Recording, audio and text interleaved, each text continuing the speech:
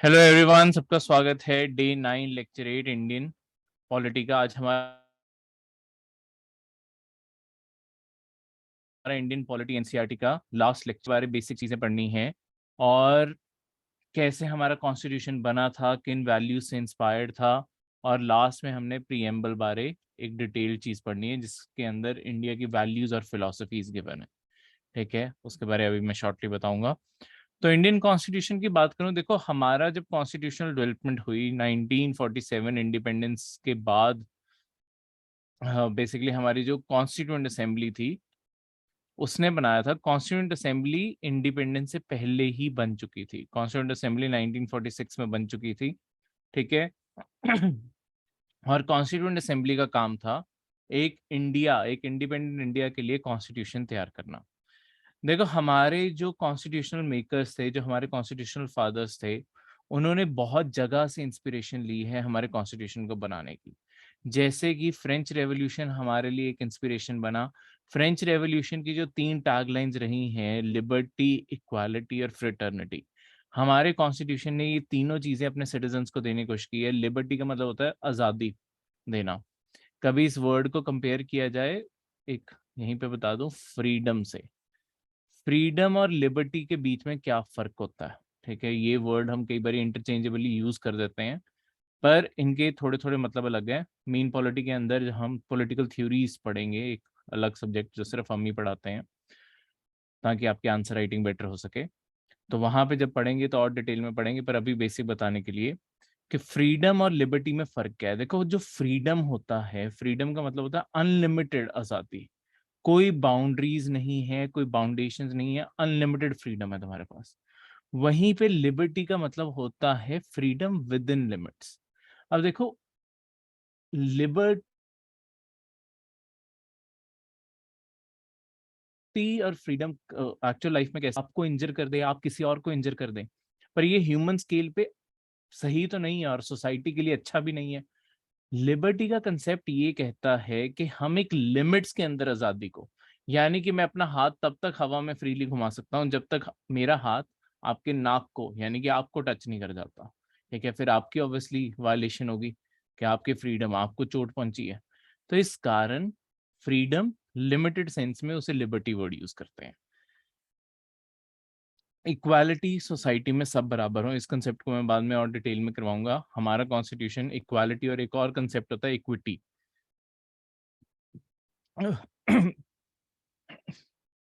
एक मिनट, हाँ जी, सॉरी। तो इस कंसेप्ट को हम और डिटेल में पढ़ेंगे। इक्वालिटी और इक्विटी के कंसेप्ट में क्या फर्क होता है, उस चीज को और डिटेल में समझेंगे। Next is fraternity. फ्रेटर्निटी का अपने आप में मतलब होता है ब्रदरहुड। आपको याद होगा, अगर आपने स्कूल लेवल पे जब हम एक ओथ लेते होते थे, all Indians are my brothers and sisters, basically वो ओथ जो थी वो एक तरह से इंडियंस के अंदर ब्रदरहुड की भावना कि हम सारे एक ही फैमिली को बिलोंग करते हैं, उसे प्रमोट करने के लिए थी, ताकि जो हमारी सोसाइटी में डिस्क्रिमिनेशन एग्जिस्ट करती है वो सारी डिस्क्रिमिनेशन खत्म हो, हम उससे बियॉन्ड देखें। और एक जनरल सेंस में हम हमेशा सपोज किया जाता है कि देखो, अगर हम अपनी फैमिली के अंदर करेंगे, तो अगर आप सारे इंडियंस को अपने ब्रदर्स एंड सिस्टर्स ट्रीट करोगे तो ऑब्वियसली आप इंडियंस के बीच में डिस्क्रिमिनेशन नहीं करते। अमेरिकन रेवोल्यूशन की जब लड़ाई लड़ी गई थी, बेसिकली उसका मेन जो टैग लाइन थी वो थी नो टैक्सेशन विदाउट रिप्रेजेंटेशन। इसका क्या मतलब था? देखो, अमेरिका के ऊपर भी ब्रिटिश ही कंट्रोल करते थे, ब्रिटिश गवर्नमेंट इनडायरेक्टली कंट्रोल करती थी। उन्होंने अपना कंट्रोल मनवाने के लिए बहुत सारे टैक्सेस अमेरिका के ऊपर लगाए थे। अमेरिका के अंदर जो 13 कॉलोनीज थी, यहीं से प्रॉब्लम मेनली शुरू हुई थी कि वो अपना कंट्रोल मनवाने के लिए टैक्सेस कुछ लगाने शुरू हो गए थे, ताकि अमेरिकन को पता चल सके कि उनके ऊपर ब्रिटेन ही राज करता है। पर क्योंकि ब्रिटिश पार्लियामेंट में कोई भी अमेरिकन की रिप्रेजेंटेशन नहीं थी, ब्रिटिश पार्लियामेंट में कोई भी अमेरिका की तरफ से नहीं जाता था, अमेरिकन ने यही आवाज उठाई कि जब तक आप हमें रिप्रेजेंटेशन नहीं दे सकते, आप हमारे ऊपर टैक्सेशन की पावर भी नहीं लगा सकते। तो एक डेमोक्रेसी का बहुत इंपॉर्टेंट कंसेप्ट कि लोगों की रिप्रेजेंटेशन जरूरी है, लोगों के ऊपर कोई भी टैक्सेशन या किसी भी चीज इन्फोर्स करने से पहले, वो आपके अमेरिकन रेवोल्यूशन से आई थी। ठीक है, और हमारा ब्रिटेन के साथ अपना खुद का जो फ्रीडम स्ट्रगल रहा है, और इसके दौरान जितने भी ब्रिटेन ने एक्ट बनाए हैं इंडिया के लिए, शुरुआत हुई थी 1772 के एक्ट से, ठीक है, और करते कराते जो सबसे इंपॉर्टेंट एक्ट्स रहे हैं 1909 का, 1919 का, और आपका 1935 का। 1935 के एक्ट को तो मिनी कॉन्स्टिट्यूशन भी माना जाता है, क्योंकि हमारा जो आज का कॉन्स्टिट्यूशन है, जो आज हम कॉन्स्टिट्यूशन यूज करते हैं ना, वो कहीं ना कहीं इस एक्ट से 80% मैच खाता है। तो बहुत ज्यादा देखो, हमने सिस्टम जो ब्रिटिश ने हमें दिए हैं, हमने ज्यादातर वही सिस्टम रखा, क्योंकि हमने ये देखा कि हमें ये सिस्टम चलाना आता है, हमें प्रॉब्लम्स कम आएंगी। क्योंकि अगर आप हमारे आसपास जितनी भी कंट्रीज हैं सबको देखोगे, सबके सिस्टम कभी ना कभी कोलैप्स किए हैं। पाकिस्तान आज तक एक स्टेबल डेमोक्रेसी नहीं बन पाया, मिलिट्री coup बार बार होते रहे हैं, तख्तापलट होता आया है। नेपाल अभी तक डेमोक्रेसी नहीं बन पाया, 2015 में उन्होंने नया कॉन्स्टिट्यूशन भी शुरू किया था, पर वो कॉन्स्टिट्यूशन भी अभी तक प्रॉपरली फंक्शनिंग नहीं है, अभी भी उसके अंदर बहुत सारी प्रॉब्लम्स हैं, ठीक है, उनसे अभी भी इलेक्शंस कंडक्ट नहीं हो रहे हैं। उससे पहले तो वो मोनार्की ही थी। भूटान अभी भी मोनार्की है, स्टेबल है, उसका कारण है क्योंकि इंडिया की सपोर्ट है। बांग्लादेश के अंदर भी, बांग्लादेश को फ्रीडम इंडिया की वजह से मिली थी। बांग्लादेश लिबरेशन वॉर में इंडियन आर्म्ड फोर्सेस ने पार्ट लिया था, पर उसके कुछ ही टाइम बाद वहां पे भी मिलिट्री कू हो गया था, और उसके बाद से बांग्लादेश में डेमोक्रेसी वापस जरूर आ गई, पर वहां पे स्ट्रॉन्ग मैन होल्ड जरूर है। शेख हसीना जो वहां की प्राइम मिनिस्टर हैं, वो बहुत ही स्ट्रॉन्ग लेडी हैं, और उन्होंने अपनी सारी ऑपोजिशन को जेल कर दिया था। तो इस कारण वो भी एक प्रॉपर डेमोक्रेसी नहीं है। आपकी म्यांमार लगा लो, म्यांमार के अंदर आर्मी रूल चल रहा है, ठीक है, बीच में थोड़ा सा फेस डेमोक्रेसी का भी आया था, पर 2021 में उन्होंने फिर से तख्ता पलट किया, और आर्मी फिर से वो सारा देश चला रही है। श्रीलंका खुद की क्राइसिस में 2022 के अर्ली स्टार्ट से ही डूबना शुरू हो गया था, और वो तब से क्राइसिस से, आईएमएफ से फंडिंग जो आ रही है, निकलने की अभी कोशिश कर रहे हैं। तो अभी उन्हें बहुत साल लगेंगे, पर अगर उनकी हिस्ट्री देखें तो वो सिविल वॉर में डूबे रहे हैं आपस में ही। दो कम्युनिटीज जो वहां पे हैं, तमिल कम्युनिटी जो माइनॉरिटी कम्युनिटी है, और सिन्हाला कम्युनिटी जो मेजोरिटी में। सिन्हालाज वहाँ पे बुद्धिज्म फॉलो करते हैं, और सिन्हाला उनकी लैंग्वेज है। तमिल कम्युनिटी तमिल लैंग्वेज बोलती है, और वो या तो हिंदू हैं या मुस्लिम्स हैं। तो बेसिकली सिन्हालाज ने डोमिनेट करने की कोशिश की थी, तमिल्स ने हथियार उठा लिए क्योंकि उन्हें बहुत ज़्यादा सप्रेस किया गया। इसके चलते हुए देश के अंदर ही वॉर होगी। जब एक देश के अंदर ही लोग लड़ पड़ते हैं, ऐसी वॉर को सिविल वॉर कहते हैं, ठीक है, जब एक देश के अंदर ही लड़ाई आपस में ग्रुप्स में झड़ जाए। तो हमने अपना कॉन्स्टिट्यूशन जब अपने एक्सपीरियंस पे चुना, वो इसीलिए चुना कि हम इस सिस्टम को अच्छे से चला पाएं और इंडिया को एक स्टेबल डेमोक्रेसी बना पाए, ठीक है। तो इस तरीके से तो हमने पूरा, हमारी स्टेबिलिटी बनी आई है। चाहे हमारी सरकारें कभी बीच में ऐसे फेस आए हैं, लेट 80s के टाइम पे, जब आपकी सरकारें मेजोरिटी में नहीं थी, पर स्टिल वो आपकी कंट्रोल में बैठी हुई थी, ठीक है। और इंडिया में कभी भी ऐसा कोई फेस नहीं आया जहां पे मिलिट्री ने तख्ता पलट कर दिया हो या हमारी डेमोक्रेसी कॉम्प्रोमाइज हो गया हो।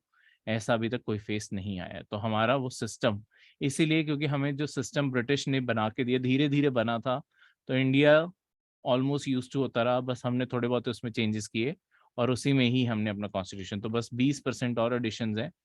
80% लगभग उसमें भी चेंजेस हैं, ऐसा नहीं है कि 100% लाइन टू लाइन सेम है।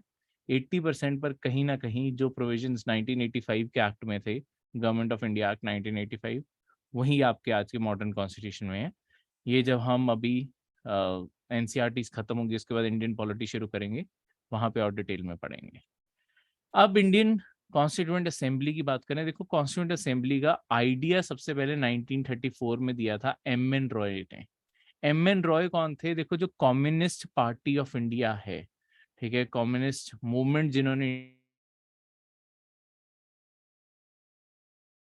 इंडिया के कम्युनिस्ट पार्टी भी इन्होंने फंड की थी, और कम्युनिस्ट मूवमेंट भी इंडिया के अंदर इन्होंने शुरू की थी, वो थे एम एन रॉय, ठीक है, जो कम्युनिस्ट सोच इंडिया के अंदर लेके आए, समाजवादी, ठीक है। वो एम एन रॉय थे, और इसके ऊपर लड़ाई उन्होंने अपनी बेस करनी सोची। उन्होंने 1934 में बोला था कि देखो इंडिया के लिए एक कॉन्स्टिट्यूएंट असेंबली बननी चाहिए जो प्रॉपरली इंडिया का एक कॉन्स्टिट्यूशन तैयार कर सके। ठीक है, इंडिया के लॉज ब्रिटेन से बन के ना आए, इंडिया का सारा कुछ इंडिया का अपना हो, वो सारा आइडिया एम एन रॉय ने सबसे पहले दिया था। इंडियन नेशनल कांग्रेस जो सबसे बड़ी पार्टी थी, देखो इन्होंने ऑफिशियली डिमांड 1935 में रेस की। सी राजगोपालचारी ने इसकी डिमांड 1939 में रखी थी। क्यों सी राजगोपालचारी क्यों जरूरी है? बेसिकली एक तो ये आपके इंपीरियल लेजिस्लेटिव काउंसिल जो आज आपकी पार्लियामेंट बन चुकी है उसके एक्टिव मेंबर थे, और इन्होंने डिमांड रखी थी कि एडल्ट फ्रेंचाइज के ऊपर कि ज्यादातर एडल्ट्स को वोटिंग का राइट दो, वो चुनेंगे कि उनकी कॉन्स्टिट्यूएंट असेंबली के मेंबर्स कौन बनेंगे, और फिर फाइनली कॉन्स्टिट्यूएंट असेंबली बने। ठीक है, और ब्रिटिश ने कॉन्स्टिट्यूएंट असेंबली बनाने की डिमांड आपके अगस्त 1940 में एक प्रिंसिपल में मान ली थी। वो कैसी बनेगी, क्या बनेगी, वो अलग क्वेश्चंस हैं। कि जो आप बाद में कॉन्स्टिट्यूएंट असेंबली बनी वो फॉर्मूला 1940 में अप्रूव नहीं हुआ, तो वो बाद में जाके आपका कैबिनेट मिशन एक प्लान आया था, ये आगे लिखा हुआ है कैबिनेट मिशन प्लान 1946, उसके मुताबिक आपकी कॉन्स्टिट्यूएंट असेंबली बनी। पर यहाँ पे एक आपका ऑफर था जिसे कहते हैं अगस्त ऑफर।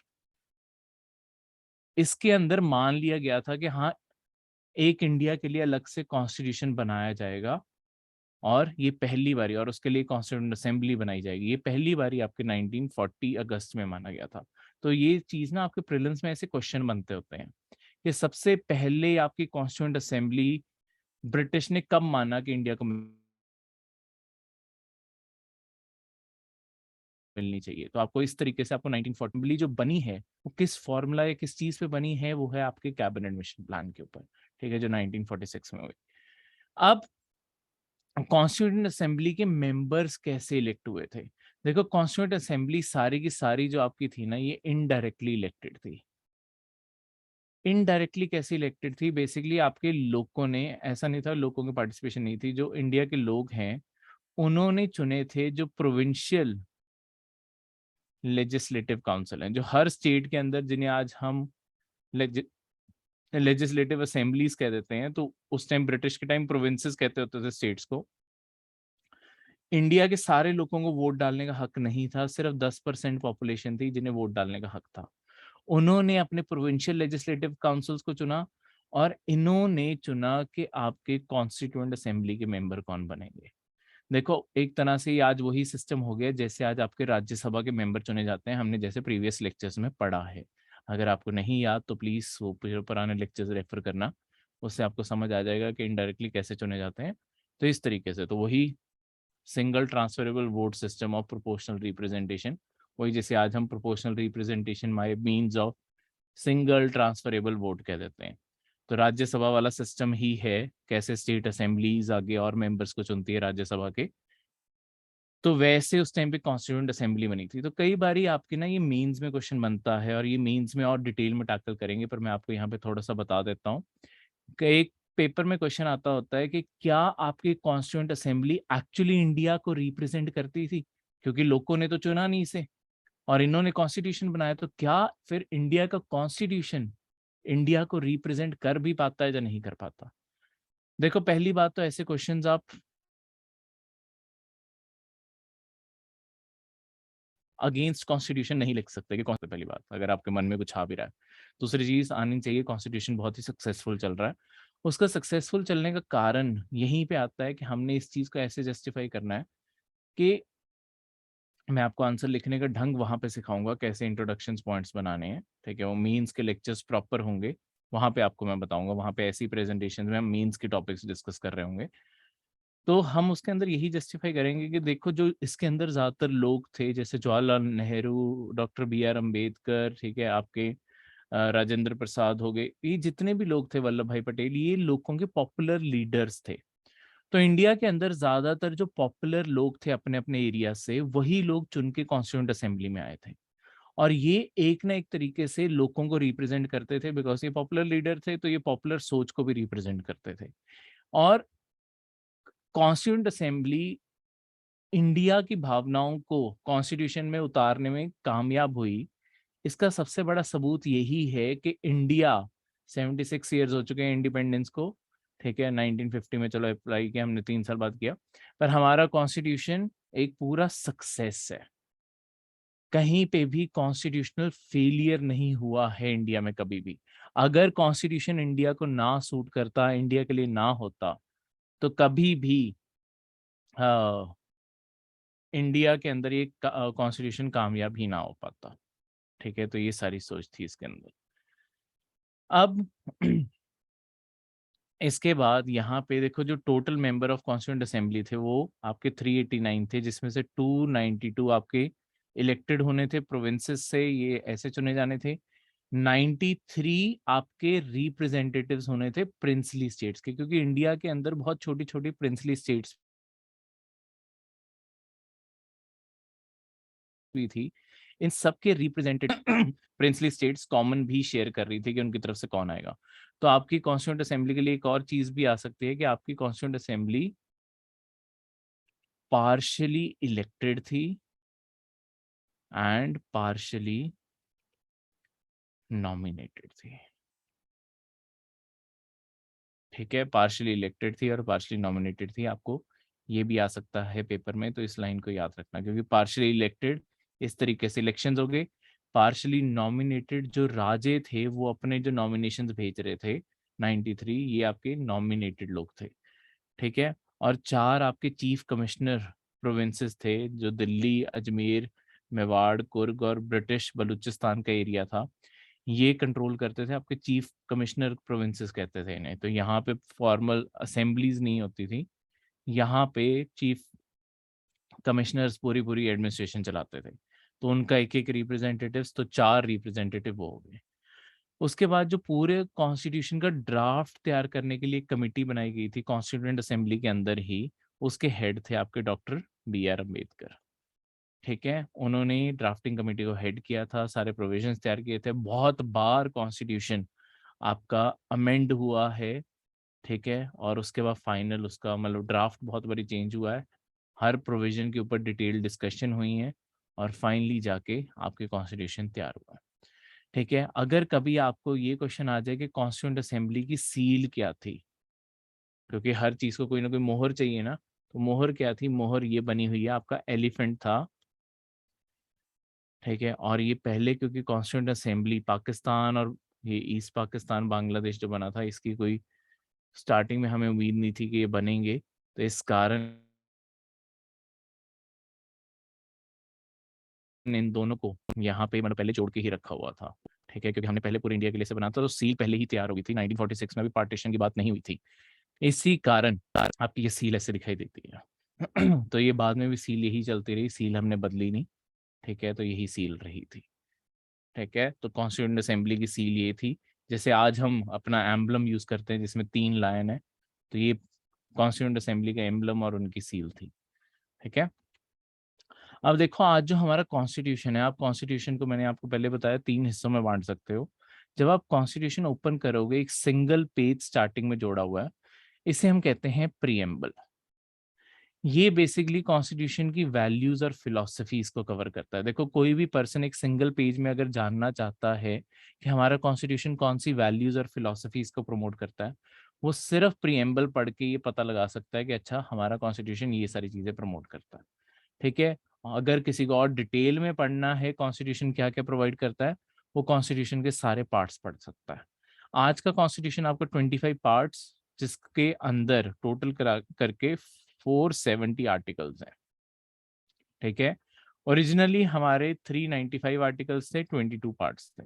तो जब से हमारा 1950 से कॉन्स्टिट्यूशन बना है, तब से बहुत सारी चीज़ें ऐड हुई हैं, इसी कारण हमारे अब 25 पार्ट्स हैं और 470 आर्टिकल्स हो चुके हैं। ठीक है, अगर अब मैंने बताया था इन्हीं आर्टिकल्स के अंदर कई बारी कुछ एक्स्ट्रा डिटेल्स होती है, एक्स्ट्रा डिटेल जैसे आपकी बुक्स के अंदर भी होती है, तो लास्ट में एक अपेंडिक्स करके पेज दिया जाता है, जैसे शेड्यूल करके पेज दिया जाता है, वैसे ही कॉन्स्टिट्यूशन के अंदर ये आर्टिकल्स कईयों के साथ या चैप्टर्स के साथ जुड़े हुए हैं, शेड्यूल्स। कॉन्स्टिट्यूशन में ओरिजिनली सिर्फ 8 शेड्यूल थे, पर कॉन्स्टिट्यूशन इंप्लीमेंट करने के इमीडिएटली बाद जब फर्स्ट अमेंडमेंट ही हुई है, उससे 9th शेड्यूल ऐड कर दिया गया था। उसका कारण गया था लैंड रिफॉर्म, बेसिकली वो सब कुछ करते कराते, जैसे हमने लास्ट लेक्चर में पंचायती राज और वो सब कुछ पढ़ा था, तो आपके अब टोटल 12 शेड्यूल हो चुके हैं कॉन्स्टिट्यूशन के अंदर। तो कॉन्स्टिट्यूशन को इसीलिए हम कहते हैं कि आपका कॉन्स्टिट्यूशन ऑर्गेनिक है एंड लिविंग है। देखो, लिविंग का मतलब है कि आपके देश के लोग इसे मान रहे हैं, है तो एक किताब ही ना। तो अगर किताब को लोग मानना छोड़ देंगे, अगर आपके पास आज कोई किताब है, उस किताब को आप पढ़ रहे हो, उस किताब की मान्यता तभी तक है जब तक आप उसे पढ़ रहे हो और उसे मान रहे हो।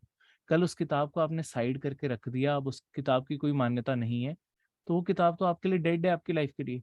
तो हमारा कॉन्स्टिट्यूशन इसलिए जिंदा है क्योंकि लोग इसे मानते हैं, ठीक है, नहीं तो अपने आप में ये सिर्फ किताब ही तो है। दूसरा, ऑर्गेनिक का मतलब ये है कि जब से बना है लगातार एवर ग्रोइंग है। इंडिया के एक्सपीरियंसेस के साथ साथ ये भी ग्रो करता जा रहा है, ठीक है। क्योंकि जैसे देखो, 22 पार्ट से 25 पार्ट्स हो गए, 395 आर्टिकल से 470 हो गए, 8 शेड्यूल से 12 शेड्यूल हो गए, तो ये बढ़ता जा रहा है। इसके अंदर हमें जो जो ज़रूरत पड़ रही है, जैसे जैसे प्रोविजंस चेंज करने की ज़रूरत पड़ रही है, हम वो सारे कर रहे हैं और वो सारी चीज़ें बदलती भी जा रही हैं, ठीक है। अब ये जो प्रिएम्बल था, प्रिएम्बल के लिए ना बहुत सारे डाउट्स क्रिएट हुए थे कॉन्स्टिट्यूशन लागू करने के बाद। तो मैंने आपको पहले बताया कि अगर कभी भी डाउट आए कि अगर कॉन्स्टिट्यूशन के ऊपर किसी को कोई भी सवाल हो, आपके कॉन्स्टिट्यूशन में आर्टिकल है, आर्टिकल 143।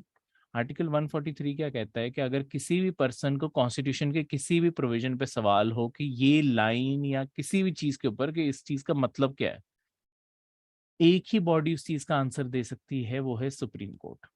तो सुप्रीम कोर्ट के अंदर ये कई बार केस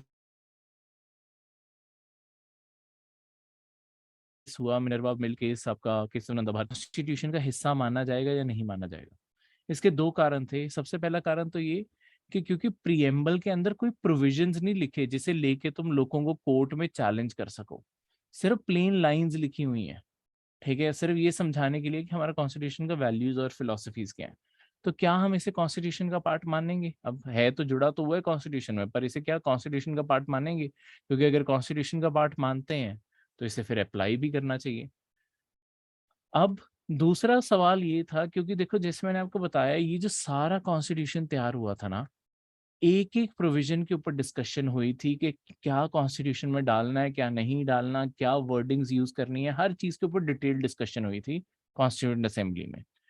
पर जब प्रिएम्बल की बात थी ना, प्रिएम्बल आपके जो लास्ट डे था वर्किंग का, उस दिन पे आपके बस इंसर्ट कर दिया गया, इसके ऊपर कोई डिस्कशन नहीं हुई, कोई भी डिस्कशन नहीं हुई, क्या वर्ड होना चाहिए क्या नहीं होना चाहिए, इसके ऊपर कोई डिस्कशन कैरी आउट नहीं हुई, बस इसे लास्ट मोमेंट पे इंसर्ट करके कि ये हमारी वैल्यूज और फिलोसफीज बनती हैं, हम इसे इंसर्ट करते हैं। देखो, इसे लास्ट मोमेंट में इंसर्ट करने का एक और भी कारण है। जब तक आप सारा कॉन्स्टिट्यूशन लिखोगे नहीं, आपको पता कैसे चलेगा कि आपके कॉन्स्टिट्यूशन क्या देने वाला है आपके सिटीजन्स को? क्या आपका कॉन्स्टिट्यूशन सेकुलर होगा या नहीं होगा? क्या आपका कॉन्स्टिट्यूशन लोगों को जस्टिस दे पाएगा या नहीं दे पाएगा? पहले आप एक विचार रख सकते हो। कॉन्स्टिट्यूएंट असेंबली का जो फर्स्ट डे था, आपके 13th, फर्स्ट डे तो नहीं था, मतलब फर्स्ट वीक था, 13 दिसंबर 1946। अभी स्टार्टिंग का सेशन था, एक बार पहले भी मिले थे, सेकंड सेशन था। इस दिन आपके जवाहरलाल नेहरू ने ना एक ऑब्जेक्टिव रेजोल्यूशन रखा था, objective resolution of Jawaharlal Nehru. इसके अंदर ना बहुत सारी वैल्यूज और फिलोसफीज लिखी हुई थी। जवाहरलाल नेहरू ने अपना बेसिकली विजन रखा था कि अब जब इंडिया आजाद हो गया है, हम इंडिया को कैसा बनाना चाहते हैं। तो अब वो जो विजन था वो फाइनली पूरा तो हुआ, ठीक है, मतलब वो कहीं ना कहीं बहुत सारी चीजें हमने इस कॉन्स्टिट्यूशन के अंदर इंसर्ट की, और जो बहुत सारी वैल्यूज और फिलोसफीज थी उसी से प्रिएम्बल बना के प्रिएम्बल तैयार कर दिया गया। पर ये जो प्रिएम्बल था, क्योंकि इसके ऊपर डिस्कशन नहीं हुई थी, तो ये सवाल बार बार खड़ा हुआ कि क्या ये कॉन्स्टिट्यूशन का हिस्सा है या नहीं है। अब उसे पढ़ने से पहले एक बार प्रिएम्बल को इन जनरल समझते हैं, प्रिएम्बल के अंदर लिखा क्या है। देखो, सबसे पहले लाइन जो लिखी हुई है, यहाँ से प्रिएम्बल शुरू होता है, we the people of India. ये ना डायरेक्टली क्वेश्चन आ जाते हैं, इन वर्ड्स का मतलब क्या है। एक तो यही क्वेश्चन आता है, दूसरा ये जो सीक्वेंस है ना, sovereign, socialist, secular, democratic, Republic, ये आपको इसी सीक्वेंस में याद करना है। ये बार बार प्रीलिम्स में क्वेश्चन आए हुए हैं। इस तरीके से भी क्वेश्चन आ जाते हैं कि इनमें से कौन सा सीक्वेंस सही है, इन वर्ड्स को उल्टा सीधा घुमा देंगे, सोशलिस्ट पहले कर देंगे, सेकुलर बाद में कर देंगे, कुछ ना कुछ। तो सही सीक्वेंस बताना होता है।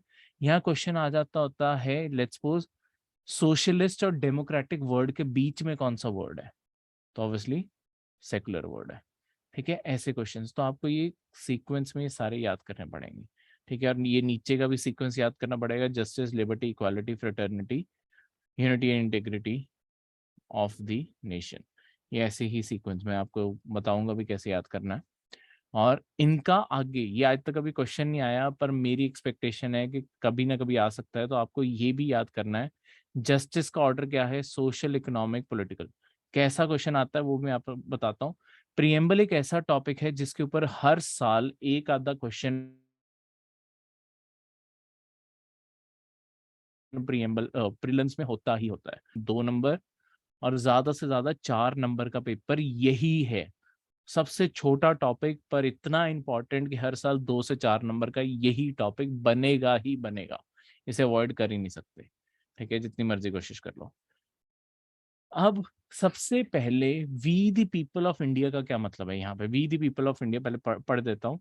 Having solemnly resolved to constitute India, यहाँ पे आई सॉरी कैपिटल होना चाहिए था, मेरी गलती है, India into a sovereign socialist secular democratic republic and to secure to all its citizens। पहले एक पहला पैराग्राफ पढ़ते हैं। अब इसमें we the people of India का क्या मतलब है, देखो we the people of India तो यानी कि प्रियम्बल मैंने आपको बताया कॉन्स्टिट्यूशन में सबसे पहले है।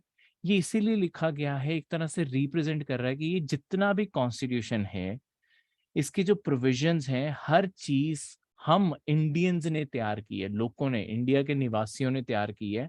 और इसीलिए हम इंडिया को क्या बनाना चाहते हैं, to resolve to constitute India and to secure all its citizen, और हम अपने सारे नागरिकों को क्या देना चाहते हैं। तो ये एक और चीज को भी सिंबलाइज करता है कि पूरे कॉन्स्टिट्यूशन का सोर्स ऑफ पावर क्या है। Source of power of the constitution क्या है, पीपल ऑफ इंडिया। क्योंकि अगर पीपल ऑफ इंडिया ना हो, जैसे मैंने आपको पहले बताया कि आज आपका कॉन्स्टिट्यूशन लिविंग क्यों है, क्योंकि आपके लोग मान रहे हैं, आपके लोगों ने इस कॉन्स्टिट्यूशन को तैयार किया, आपके लोग इस कॉन्स्टिट्यूशन को मान रहे हैं। अगर आपके लोग इस कॉन्स्टिट्यूशन को ना तैयार करते या मानते, तो आप मतलब चलो तैयार भी कर दिया पर इसे मानते ही ना, तो है तो ये किताब ही, इस किताब को किसने पढ़ना था, बिल्कुल ही अगर साइड लाइन करके रख दिया। आप मार्केट से किताब खरीद के लाते हो, नहीं पढ़ते, साइड पे पड़ी हुई है बस, वो अपने आप में डेड से। मान्यता देने वाले, पहले बात तो इसे बनाने वाले और उसके बाद इसे मानने वाले जो लोग हैं, वही तो इसके सोर्स ऑफ पावर होंगे। इन्हें पावर, इस किताब को शक्ति कहाँ से मिलती है, ये अपना इन्फ्लुएंस कहाँ से क्रिएट करता है, क्योंकि पीपल ऑफ इंडिया इसे मानते हैं। तो वो यहीं से, तो सोर्स ऑफ पावर, ये आपके प्रीवियस ईयर पेपर का क्वेश्चन है, डायरेक्ट ये क्वेश्चन आया हुआ था, source of power of the constitution of India क्या है, उसका आंसर पीपल ऑफ इंडिया। इससे आगे जो वर्ड्स हैं, sovereign, socialist, secular, democratic, Republic, अब इन वर्ड्स को ब्रेक डाउन करके पढ़ते हैं। देखो सॉवरेन और सोशलिस्ट वर्ड को, सॉवरेन का अपने आप में मतलब होता है, ये रेफरेंस होती है डिसीजन मेकिंग से, डिसीजन मेकिंग से। अगर आपका देश अपने खुद के फैसले खुद ले सकता है, ठीक है, जैसे हमारे ऊपर पहले ब्रिटिश रूल था, हमने 1947 में भी ना प्योर सॉवरेनिटी नहीं मिली थी। बेसिकली 1947 जब इंडिया की independence I, independence of India act बनाया था ब्रिटिश ने, उन्होंने हमें स्टेटस दिया था डोमिनियन ऑफ इंडिया का। डोमिनियन ऑफ इंडिया का क्या मतलब है कि बेसिकली इंडिया अब अपने खुद फैसले ले सकता है, पर उसके ऊपर अल्टीमेट कंट्रोल आपकी ब्रिटिश क्वीन का अभी भी था, ब्रिटिश क्राउन का अभी भी था। ठीक है, पर उन्होंने उसी एक्ट के अंदर लिख दिया था कि जिस दिन इंडिया अपना कॉन्स्टिट्यूशन तैयार कर लेगा, उसके अंदर वो सॉवरेन अपने आप को डिक्लेयर कर दें, और उस दिन से वो डोमिनियन नहीं रहेंगे और वो सॉवरेन बन जाएंगे। तो अगर आपको कभी पेपर में ये क्वेश्चन आए कि 1947 में हमें क्या स्टेटस मिला था, हमें सॉवरेन का स्टेटस नहीं, डोमिनियन का स्टेटस मिला था। डोमिनियन ऑफ इंडिया और डोमिनियन ऑफ पाकिस्तान बने थे, दोनों को अपनी अपनी सॉवरेनिटी डिक्लेयर करनी थी, तो हमने प्रीएम्बल में डिक्लेयर की है ये।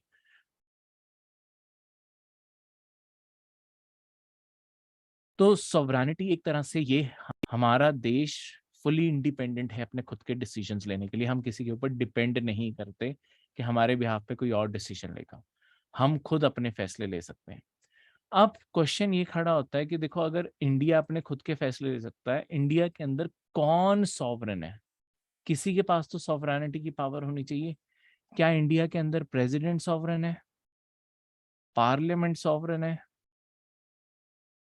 आपकी जुडिशरी सॉवरन है? कौन सॉवरन है? या पीपल ऑफ इंडिया सॉवरन है? पहले, सबसे पहले पीपल ऑफ इंडिया को डील करते हैं। देखो, आप और मैं, क्या हम सॉवरन है? अगर बात करें तो पीपल ऑफ इंडिया के तौर पे हम सॉवरन नहीं है, क्योंकि रोज के दिनों में हमें कानून सारे मानने पड़ते हैं। एक बेसिक सी चीज लगा लो, अगर आप कहीं ट्रैवल करते हो, ट्रैफिक रूल्स तो मानने ही पड़ेंगे ना। आज लेफ्ट साइड की रोड है, मैं उसके ऊपर राइट साइड चला लेते हैं लोग गाड़ियां, पर चलान भी तो होते हैं फिर। ठीक है, और अपनी खुद की सेफ्टी का रिस्क है। तो सॉवरेन उसे भी छोड़ दो, घर पे क्या कहते हैं, पेरेंट्स के आगे डिसीजन अगर नहीं ले पा रहे तो तुम कैसी सॉवरेन हुए? ठीक है, अगर पेरेंट्स की बात माननी पड़ रही है तो सॉवरेनिटी तो अपने आप ही कॉम्प्रोमाइज होगी। तो पीपल ऑफ इंडिया अपने आप में सॉवरन नहीं है। ठीक है, आप और मैं सॉवरन नहीं है, क्योंकि हम अपने फैसले खुद नहीं ले पा रहे, हमारे ऊपर किसी और का फैसला भी चल रहा है। अगर घर वालों की नहीं भी सुन रहे, लॉ तो है ही है। ठीक है, लॉ नहीं मानोगे, पेनल्टी भी होगी, जेल भी हो सकता है, सब हो सकता है। अब बात करते हैं इन सब की। देखो, प्रेसिडेंट ऑफ इंडिया सॉवरन है? प्रेसिडेंट ऑफ इंडिया तो वैसे ही सारी काम ही प्राइम मिनिस्टर और उसके काउंसिल के कहने पे कर रहा है, तो ये बंदा तो कैसे सॉवरन होगा? तो प्रेसिडेंट ऑफ इंडिया सॉवरन नहीं है। तो अब पार्लियामेंट के सॉवरन है? देखो, प्राइम मिनिस्टर, काउंसिल, इन सबको पार्लियामेंट कंट्रोल करती है। पर प्रॉब्लम क्या है? सेम प्रॉब्लम जो जुडिशरी के साथ है, जुडिशरी भी सॉवरन नहीं है और इंडिया की पार्लियामेंट भी सॉवरन नहीं है। सॉवरन फिर क्या है? प्रीएम्बल के अंदर। प्रीएम्बल किसका हिस्सा है? कॉन्स्टिट्यूशन। हमारे इंडिया में सिर्फ कॉन्स्टिट्यूशन ऑफ इंडिया सॉवरन है। हमने सारी सॉवरेनिटी इस किताब में रखी है। ठीक है, क्यों ऐसा किया है? देखो, इनमें से मतलब इन ये सॉवरन क्यों नहीं है? क्योंकि ये सारे के सारे एक लिमिटेशन में बाउंड है। कॉन्स्टिट्यूशन ने इन सब के अंदर लिमिट लगाई हुई है कि तुम कहाँ तक फैसले ले सकते हो, तुम्हें कौन कंट्रोल कर सकता है, तुम्हारे फैसलों को कौन चैलेंज कर सकता है। जब किसी के ऊपर लिमिट ही लग गई तो सॉवरन रहा ही नहीं। इसका काउंटर एग्जाम्पल है जो ब्रिटिश की पार्लियामेंट है। ब्रिटिश पार्लियामेंट, देखो, ब्रिटिश ने कोई भी रिटन कॉन्स्टिट्यूशन नहीं बनाया। उनकी पार्लियामेंट सारे लॉज बनाती है और सारे फैसले लेती है। तो उनकी पार्लियामेंट ने जो लॉज बनाए, जो फैसले लिए, वही उनके लिए अल्टीमेट फैसले हो जाते हैं। तो इसी चीज से ये दोनों में डिफरेंस आ जाता होता है। वहां पे क्योंकि रिटन कॉन्स्टिट्यूशन नहीं है, ब्रिटिश पार्लियामेंट सॉवरन होगी। हमारे यहाँ पे एक रिटन कॉन्स्टिट्यूशन है, हमने अपनी सॉवरेनिटी कॉन्स्टिट्यूशन में लिख दी। सेम चीज अमेरिका, अमेरिका का भी कॉन्स्टिट्यूशन सॉवरन है, क्योंकि सारे गवर्नमेंट के ऑर्गन्स उसी के अंडर काम कर रहे हैं। ठीक है, इस तरीके से सॉवरेनिटी काम करती है। अगली चीज की मैं बात करूं, वो है आपके सोशलिस्ट। सोशलिज्म क्या होता है? देखो, आपकी तीन टाइप की इकोनॉमीज हो सकती हैं। तीन टाइप की इकोनॉमीज, एक है कैपिटलिस्ट एक साइड पे, एक साइड पे होगी आपकी कम्युनिस्ट। कम्युनिज्म भी सोशलिज्म का एग्जांपल है, पर एक्सट्रीम एग्जांपल है। कैपिटलिज्म का मतलब है जहां पे सब कुछ प्राइवेट सेक्टर टैकल करता है। जो पर्सन इन रिसोर्सेज को खरीद सकता है, इन रिसोर्सेज को कंट्रोल कर सकता है, वो इनका फायदा उठा सकता है। बाकी सरकार की कोई अपनी खुद की सिरदर्दी नहीं है। लोगों को अपना खुद का ध्यान रखना पड़ेगा। कैपिटलिज्म के अंदर जो सबसे बड़ी चीज होती है ना, और जो अमेरिका का स्लोगन ही है, वो है फ्रीडम, आजादी दो। लोग कमा सकते हैं, खुद कमा लेंगे, नहीं कमा सकते नहीं कमा पाएंगे। तो अमेरिकन ड्रीम सारा इसी चीज के ऊपर बना है। तो वहां पे सरकार की कोई गारंटी नहीं है लोगों का ध्यान रखना। लोग अपने लिए खुद जो अचीव कर सकते हैं वो करें। तो अपने अपने बिहाफ पे उस देश ने काफी कुछ अचीव किया है। पर वहां पे जो होमलेस, जो गरीब लोग हैं, उनका बहुत ही बुरा हाल है। इंडिया के भी गरीबों से बुरा हाल है कई जगहों पे तो। ठीक है, और कई जगहों पे तो इवन बाकी लोगों का कि साफ पानी नहीं आता। अमेरिका में ये भी प्रॉब्लम है, कभी यूट्यूब में सर्च करके देखना। अमेरिका जो फोटो अपनी बाहर दिखाता है, अमेरिका एक्चुअली वैसा है नहीं। ठीक है, तो इवन घरों के अंदर कई जगहों पे साफ पानी नहीं अब आता, कई जगहों पे पानी ही नहीं आता, सड़कें टूटी पड़ी हैं। ठीक है, तो बहुत बुरा हाल है। तो पर प्राइवेट सेक्टर सब कुछ कंट्रोल करता है, प्राइवेट कॉन्ट्रैक्ट लेंगे, प्राइवेट को लोग पैसे देंगे, सारी चीजें वैसे हैं। दूसरा सिस्टम होता है कम्युनिज्म, जिसका एग्जांपल था आपका सोवियत यूनियन या यूएसएसआर जिसे कह लो। यूएसएसआर एक कम्युनिस्ट गवर्नमेंट थी, यहाँ पे सब कुछ सरकार कर रही थी, ये पब्लिक सेक्टर के सिर पे चल रहा था। अब पब्लिक सेक्टर के सिर पे क्या होगा कि यहाँ पे सब कुछ सरकार करेगी, आपको नौकरी भी सरकार देगी, पर सारे रिसोर्सेज के ऊपर भी सरकार कंट्रोल करेगी। जमीन सरकार की, घर सरकार के, इंफ्रास्ट्रक्चर सारा सरकार का, सब कुछ सरकार का, पैसा भी सारा सरकार का। आपको बस जो काम अलॉट किया जाएगा आपको वो काम करना है, बाकी सारे के सारे देश के अंदर आपकी जरूरतें पूरी हो उसका ध्यान सरकार रखेगी। सोशलिज्म इन दोनों का एक सेंटर पॉइंट है। ठीक है, मैंने आपको बताया कम्युनिज्म भी सोशलिज्म का ही एग्जांपल है। सोशलिज्म का अपने आप में मतलब क्या होता है कि एक हमने इंडिया को वेलफेयर, मतलब क्या होता है वेलफेयर स्टेट का मतलब ये है कि देखो आप एक तरह से डिक्लेयर कर रहे हो कि आपकी जो गवर्नमेंट है, गवर्नमेंट इस चीज को इंश्योर करेगी कि जितने भी सिटीजन्स हैं उन्हें उनकी बेसिक नीड्स पूरी हों। बेसिक नीड्स, लोगों को बिजली मिलनी चाहिए, घर मिलने चाहिए, खाना मिलना चाहिए, कपड़े मिलने चाहिए, ऐसी चीजें इंश्योर करने की हम कोशिश करेंगे। तो इंडिया की गवर्नमेंट ये सारी चीजें इंश्योर करने पे लगी हुई है, स्टेट गवर्नमेंट्स और इंडिया की गवर्नमेंट ऑफ इंडिया भी, कि किस तरीके से आपकी इंडिया के अंदर लोगों की भलाई के कितने काम किए जा सकते हैं। मनरेगा इसलिए शुरू की गई ताकि लोगों को रोज लेबर के लिए थोड़ा बहुत काम मिल सके, ऐसी सारी चीजें, ये इनिशिएटिव इसलिए लिए गए थे। अब अगर इंडिया के अंदर सेकुलरिज्म की बात की जाए, जो अगला आपका वर्ड है, सोशल सॉवरेन सोशलिस्ट, अगला वर्ड सेकुलर। सेकुलरिज्म दुनिया में दो टाइप का होता है, एक होता है नेगेटिव और एक होता है पॉजिटिव। देखो नेगेटिव सेकुलरिज्म पहले शुरू हुआ था, ये एक वेस्टर्न कंसेप्ट है। इसमें क्या होता है कि देखो आपके वेस्टर्न कंट्रीज के लिए ना थोड़ा सा रिलीजन को टैकल करना आसान था। कैसे आसान था, देखो वहां पे या तो स्टेट सरकार एग्जिस्ट करती थी, यहाँ वहां पे एक ही रिलीजन है प्रीडोमिनेंटली, वो है आपकी क्रिश्चियनिटी। पुराने जमाने में क्या होता था कि जो आपका चर्च है ना वो दखल अंदाजी करता था पॉलिटिक्स में, जो वो करवाना चाहते हैं वो करवाते होते थे राजाओं को कन्विंस करके, क्योंकि रिलीजन की पावर और लोगों के ऊपर इनडायरेक्ट होल्ड उनका था। पर मॉडर्न डेमोक्रेसी जब बनने लगी, उन्होंने इन दोनों के बीच में दीवार एक तरह से बना दी। सेकुलरिज्म में ये है कि स्टेट के ऊपर रिलीजन का कोई कंट्रोल नहीं रहेगा, रिलीजन अपने रास्ते जाए, स्टेट अपने रास्ते जाए, दोनों का टोटल ब्रेकअप, दोनों की सेपरेशन है, दोनों का एक दूसरे से कुछ लेना देना नहीं। ना स्टेट रिलीजन में दखल देगी, ना रिलीजन स्टेट में दखल देगा, एक दूसरे के काम में कोई दखल नहीं देनी। ठीक है, दोनों अपना अपना काम करेंगे। वहीं पे अगर मैं बात करूं इंडिया की, इंडिया के लिए ये चीज इतनी आसान नहीं थी। देखो आज का एग्जांपल लगा लो, ऑलमोस्ट इंडिया की 150 करोड़ की आबादी है। ठीक है, अगर 150 करोड़, 135 करोड़, चलो 150 करोड़ की आबादी लगाओ, तो 150 करोड़ की आबादी के अंदर हमारा सबसे बड़ा जो रिलीजन है इंडिया के अंदर वो है हिंदुइज्म। हमारी 78% पॉपुलेशन हिंदूज की है। इसके बाद आपकी मुस्लिम्स की पॉपुलेशन आती है। ठीक है, अब मुस्लिम्स की जो पॉपुलेशन है, फर्क कहाँ आता है, ये अराउंड 12% है। परसेंटेज पहली बात तो बहुत बड़ा फर्क है, बाकी सारे तो 2%, 2.5% वही रह जाते हैं। ठीक है, तो ये जो एक बहुत बड़ा फर्क है, पहले तो परसेंटेज में, तो हिंदूज की आबादी मुस्लिम से बहुत ज्यादा है, और बहुत ज्यादा नंबर में। पर अगर ये भी आबादी आप लगाओगे 12%, 150, 12% परसेंटेज की, यही तो बात होती है किस चीज का परसेंटेज, 150 करोड़ का 12%, तो इस नाम से वो चीज बहुत बड़ी हो जाती है, इस तरीके से वो चीज बहुत बड़ी हो जाती है। तो इस तरीके से ये सारी चीजें काम करती है। ठीक है, अब ये 78% और तो ये 12% अपने आप में देखो बहुत बड़ा, इन टर्म्स ऑफ नंबर बहुत बड़ा बन जाएगा। ठीक है, लेट्स सपोज अराउंड क्या कहते हैं 20 करोड़ लोग, 20 करोड़ लोग अपने आप में, 20-25 करोड़, ये अपने आप में पूरी अमेरिका की आबादी होगी, पूरी यूरोप की आबादी होगी। तो अपने आप में ये नंबर बहुत बड़ा हो जाएगा। ठीक है, पर परसेंटेज में देखोगे यानी कि हिंदूज की आबादी 80-90 करोड़ के करीब होगी। ठीक है, तो ये और भी बड़ा नंबर है। अब ये जो डिफरेंसेस हैं हमें इन सबको टैकल करना था कि देखो एक रिलीजन की परसेंटेज ज्यादा है, पर अगर शेयर नंबर्स में हर रिलीजन को देखोगे और भी रिलीजन लगा लो, करोड़ों में आबादी हमारी पहुंचती है हर रिलीजन की। ठीक है, छोटे रिलीजन जैनिज्म जैसे रिलीजन भी देखोगे 70-80 लाख उनकी भी आबादी है। अब ये अपने आप में बहुत बड़े बड़े देशों की आबादी होती है जितनी हमारी एक एक रिलीजन की है।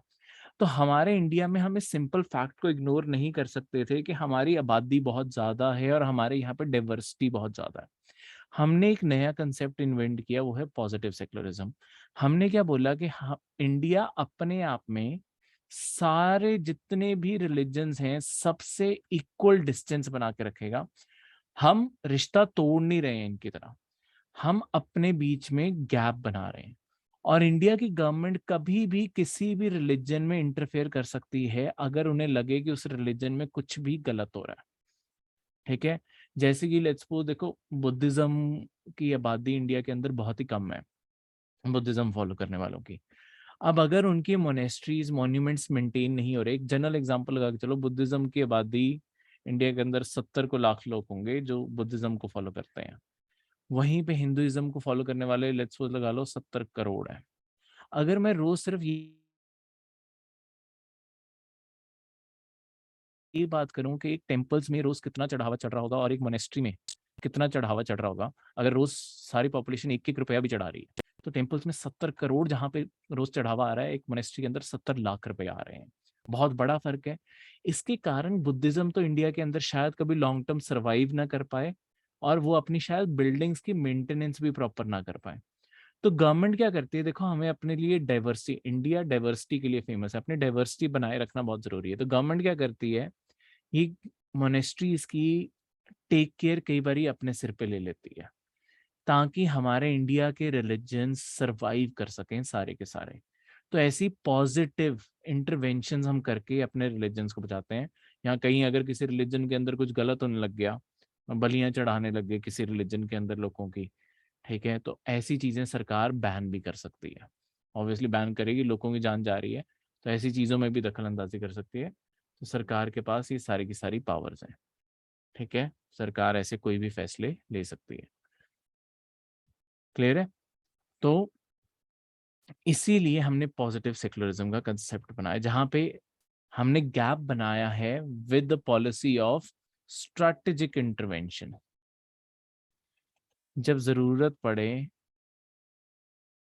तब हम दखल देके चीजों को रोक भी सके। ठीक है, अब अगला कंसेप्ट जो है, देखो ये सारे आपके, इसके बाद हमने डेमोक्रेटिक और रिपब्लिक वर्ड हमने पहले पॉलिटी के अंदर बहुत डिटेल में पढ़ ली है। ये हेड ऑफ द स्टेट को रेफर करता है। ठीक है, ये हमने पहले ही स्टडी कर लिए हैं। तो sovereign, socialist, secular, democratic, Republic, ये सारे वर्ड इस तरीके से। इसके बाद ये नीचे वाली आपकी सारी की सारे जस्टिस, लिबर्टी, इक्वालिटी, फ्रेटर्निटी, ये सब कुछ शुरू होता है। ठीक है, अब ये इन सब का क्या मतलब है, देखो जस्टिस हमारे इंडिया में क्या कोशिश है, जस्टिस सोशल, इकोनॉमिक और पॉलिटिकल लेवल पे जस्टिस दिलाना है। अब देखो इस सीक्वेंस को ऐसे रैंडमली नहीं डाला गया, एक बहुत ही लॉजिकल सेंस से डाला गया है कि देखो अगर समाज में लोगों को इंसाफ नहीं मिल रहा, अगर समाज में लोग इनजस्टिस महसूस कर रहे हैं, जैसे कास्ट सिस्टम लगा लो, लेट्स सपोज 2 पर्सन है, एक ए पर्सन है और एक बी पर्सन है। B person so called upper caste से है और A person so called lower caste से है। ठीक है, अगर ये दोनों एक डिपार्टमेंटल स्टोर खोलते हैं, और मान लो ऐसा टाइम चल रहा है जहाँ पे कास्ट सिस्टम बहुत ज्यादा प्रेवलेंट है, कास्ट सिस्टम में लोग बहुत ज्यादा मान रहे हैं, तो आपको क्या लगता है यहाँ पे किसकी दुकान चलेगी, किसकी दुकान से लोग सामान खरीदेंगे?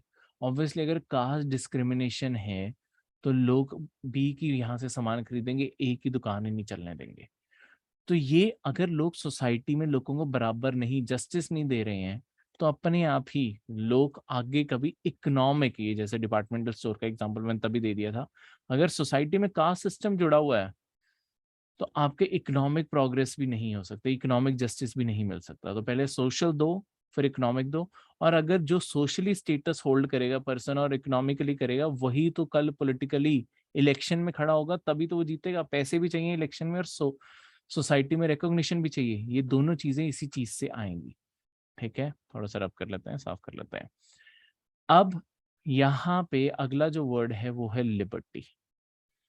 देखो लिबर्टी का अपने आप में मैंने आपको मतलब बताया कि एक तरह से फ्रीडम्स हैं, लिमिटेड सेंस में, एक फ्रेमवर्क के अंदर अंदर फ्रीडम्स हैं। किस किस चीज की हम फ्रीडम देते हैं? थॉट एक्सप्रेशन की, और फिर बिलीफ, फेथ और वर्शिप की। देखो यहाँ पे अगर आप सेंस देखोगे, यहाँ पे ये रिलीजन को पीछे रखा गया है और थॉट और एक्सप्रेशन को पहले रखा गया है। इसका सेंस है, लीडर्स थे, ठीक है, मेडिवल टाइम पे। तो ऐसा क्या हुआ कि हमारी सोसाइटी धीरे धीरे क्यों पिछड़ गई? बेसिकली हम बहुत सारे वहमों में डूब गए थे। जैसे सती, सती कभी ना आती अगर हमने विचार किया होता कि लोगों को ऐसे जिंदा जलाना ठीक तो नहीं है। तो एंशियंट इंडिया से ये जो गलत चीजें हमारी सोसाइटी में आ गई, अगर लोगों ने इसके ऊपर विचार किया होता, हर चीज को क्वेश्चन किया होता, ये चीजें शायद अक्कर ही ना होती। तो कभी भी ऐसा फ्यूचर में ना हो और लोग हमेशा सवाल कर सके हर चीज के ऊपर, इसी कारण आपके लिबर्टी ऑफ थॉट और एक्सप्रेशन को पहले रखा गया है, और बिलीफ, फेथ और वर्शिप को बाद में। यानी कि आप कोई भी धर्म, किसी भी बिलीफ, किसी भी फेथ, कुछ भी कर सकते हो, पर सोच सबसे आगे। अगर किसी को कोई भी चीज गलत लगती है, वो हमेशा क्वेश्चन करे, पूछे कि ये चीज ऐसे क्यों है, उसका आंसर ढूंढने की कोशिश करे। तो इस चीज के मतलब ये चीज इस चीज से जोड़ी गई है, ठीक है। अब इससे आगे आपकी जो चीज है वो है इक्वालिटी। देखो इक्वालिटी का कंसेप्ट हमारे कॉन्स्टिट्यूशन, देखो इक्वालिटी का अपने आप में मतलब होता है बराबर करना। आज अगर गवर्नमेंट, देखो आज की, चलो गवर्नमेंट छोड़ो, 1947 में गवर्नमेंट डिक्लेयर कर देती कि मेरे लिए तो सब बराबर है, तो क्या इंडिया की प्रॉब्लम्स खत्म हो जाती? देखो इंडिया में कितनी सारी गवर्नमेंट कह दे कि मेरे लिए तो सब बराबर है, आज से मैं किसी में कोई फर्क नहीं करूंगी, पर क्या इसके कारण एक्चुअली आपकी डिस्क्रिमिनेशन खत्म हो जाती? डिस्क्रिमिनेशन आप देखो, आपकी जेंडर के बेस पे डिस्क्रिमिनेशन एग्जिस्ट करती है, कास्ट के बेसिस पे एग्जिस्ट करती है, फिर लोगों के इकोनॉमिक स्टेटस के बेसिस पे एग्जिस्ट करती है। तो अलग अलग चीजों के कारण आपकी इक्वालिटी तो अगर आप डिक्लेयर भी कर दोगे, वो प्रैक्टिकल फॉर्म में थोड़ी आएगी। सरकार कहे कि हाँ बस सब बराबर है मेरे लिए, पर ग्राउंड लेवल पे काम करना भी तो जरूरी है, ठीक है, क्योंकि कोर्सेज नहीं तो मिलने लग जाएंगी। जो पर्सन पहले से ही डिसएडवांटेज पे है, जिसे ट्रेडिशनली ही डिसएडवांटेज पे रखा हुआ है, जैसे कि वुमेन, जेंडर की बात करते हैं, अगर मैं कहूँ कि वुमेन को, मैं बस 1947 में कहता वुमेन आज से बराबर है, पर आपकी सोसाइटी में क्या कंडीशन एग्जिस्ट करती है कि वुमेन 1947 में, आज भी मैं 100% ये नहीं कह सकता कि वुमेन को आज भी बराबर अपॉर्चुनिटी मिल रही है, पर 1947 का इंडिया इमेजिन करो, तब तो वुमेन को बिल्कुल ही अपॉर्चुनिटी नहीं मिल रही थी।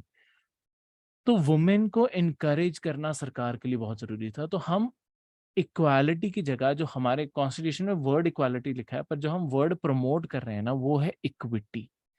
इक्विटी का मतलब होता है कि जिस पर्सन को जितनी सपोर्ट चाहिए ना बराबर आने के लिए, उतनी सपोर्ट भी प्रोवाइड की जाए। इसका मतलब क्या होता है? इसका मतलब होता है इक्वल ट्रीटमेंट ऑफ इक्वल्स, जो बराबर हैं उनकी बराबर ट्रीटमेंट हो। जैसे ए, बी और सी, ये तीन लोग हैं। ए अमीर कम्युनिटी से बिलोंग करता है, बी भी अमीर कम्युनिटी से बिलोंग करता है, और सी एक बहुत ही पुअर फैमिली से है। देखो अगर एक कॉलेज की लेट्स सपोज स्कॉलरशिप ओपन होती है, अगर मैं स्कॉलरशिप ये कह दूं कि जिसके सबसे ज्यादा नंबर आए उसे स्कॉलरशिप मिल जाएगी, ठीक है, फिर एडवांटेज लेट्स सपोज ए के आए के 85% आ गए हैं, बी के 80% आ गए हैं, सी के पर 60% आए हुए हैं, ठीक है। अब इसके मुताबिक तो ए को स्कॉलरशिप मिल जानी चाहिए, पर ए को, एक जनरल केस लगा के चलो, अगर ए को स्कॉलरशिप नहीं भी मिली, क्या ए की पढ़ाई छूट जाएगी? नहीं छूटेगी। तो यहाँ पे हम क्या करते हैं, जो अमीर अमीर है इन्हें एक स्केल पे रख के देखो, ठीक है, और स्कॉलरशिप सबसे ज्यादा जरूरत है गरीबों को। तो यहाँ पे लेट्स सपोज एक सेंट, अब ये भी पुअर फैमिली से था, अब ये इक्वल ट्रीटमेंट ऑफ इक्वल्स, तो इक्वल में ये दोनों गरीब है ना, तो इन दोनों को बराबर मान के चलो, तो यहाँ पे डी को एडवांटेज मिलनी चाहिए क्योंकि उसके नंबर ज्यादा है। इक्वल ट्रीटमेंट हो इक्वल्स की, ये हमारी कोशिश है। इक्विटी वर्ड का ये मतलब होता है कि जो बराबर है उनकी बराबर ट्रीटमेंट हो, जो बराबर ही नहीं है उनकी कोई आपस में सेम ट्रीटमेंट नहीं हो सकती। लास्ट में जाते हुए फ्रेटर्निटी, जैसे मैंने आपको बताया, ब्रदरहुड, किस लिए, ताकि हमारे सारे लोगों में डिग्निटी, सारे लोगों की, देखो अगर आप किसी की रिस्पेक्ट करोगे तो उनकी डिग्निटी बूस्ट होगी और इंडिया की यूनिटी और इंटेग्रिटी बनी रहेगी। इस तरीके से आपका ये सारा प्रियम्बल लिखा गया था। अब देखो ये मैं आपको बता दूं, ये आपके 1949 लास्ट डे ऑफ वर्किंग जो था कॉन्स्टिट्यूशन का, वो प्रियम्बल के अंदर ही लिखा हुआ है, वो मैं भी आपको बताऊंगा। वो है 26 नवंबर 1949। क्या लाइन लिखी हुई है वो फिर मैं लास्ट में बता दूंगा। ये लास्ट डे इंसर्ट किया गया था, इसी कारण प्रियम्बल के अंदर ये लाइन लिख दी गई थी कि आज के दिन हम अपने आप को ये कॉन्स्टिट्यूशन दे रहे हैं, ये फाइनल कॉन्स्टिट्यूशन है। 1949 में पर ये प्रियम्बल ऐसा नहीं दिखता था, कुछ वर्ड आपके बाद में ऐड किए गए हैं। देखो एक आपकी आज तक प्रियम्बल में एक सिंगल अमेंडमेंट ही हुई है, वो है, याद रखना, 42nd कॉन्स्टिट्यूशनल अमेंडमेंट।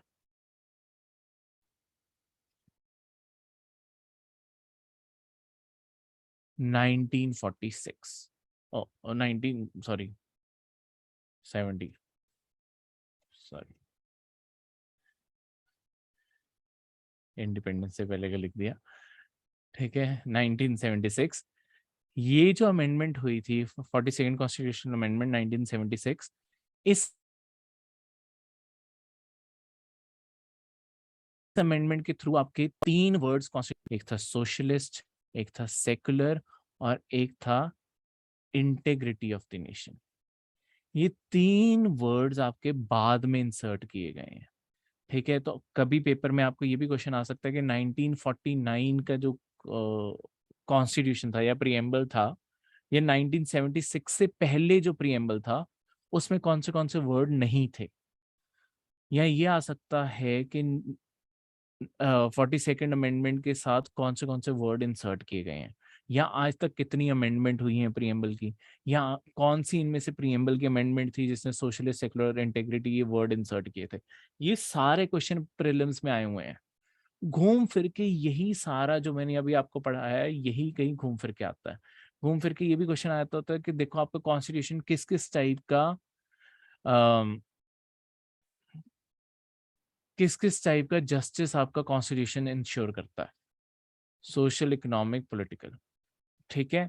तो इस तरीके से आपके अलग अलग क्वेश्चन बन के आ जाते हैं, तो इन वर्ड्स को आपको याद रखना पड़ेगा, ठीक है, कि हम इंडिया के अंदर कैसे टाइप की डेमोक्रेसी प्रमोट करते हैं। तो हम अपने यहाँ पे सोशल, इकोनॉमिक और पॉलिटिकल डेमोक्रेसी प्रमोट करते हैं ताकि हम इनका जस्टिस देते हैं।